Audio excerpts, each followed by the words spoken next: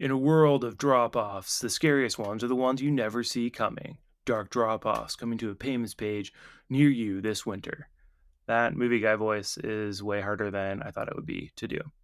Dark drop-offs are my term for the people who choose to blast themselves out of your buying airlock at any point in your process or your system for how you do that. And it really can be at any point. So you could have scoped the project, spent all this time on research and sent the proposal, and then you receive a polite no thank you.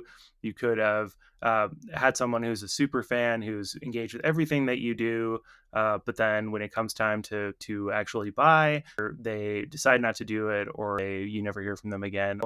My favorite one is the one who sends you a contact form and they need urgent help right now, and then when you have a demo they act like they've never heard of you before and have no interest in what you're selling.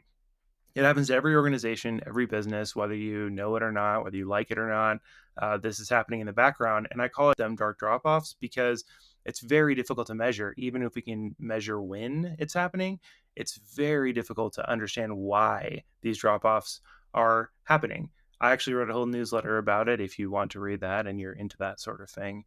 In this video, my one tip that I want to share on dark drop-offs is to start looking at them through the lens of the interaction experience instead of the process.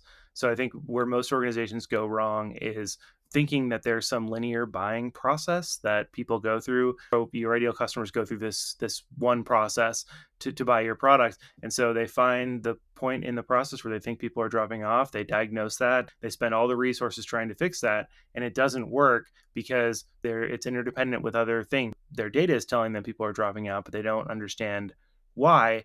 And I think part of it is that even if an ideal customer has all these other similarities, that's the point of an ideal customer profile, that doesn't mean they buy the same way. And so looking at each interaction that someone would have with your organization, the experience of that interaction, regardless of where it occurs in the process, is the key to success and starting to cut down on these drop-offs, because somebody could come into any one of these interactions in myriad different ways, as opposed to you take this step first and you take that step.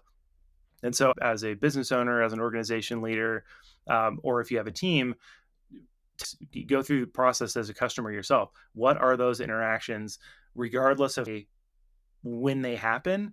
What are those interactions, and what are the areas, even the little things that we can tweak to make them better?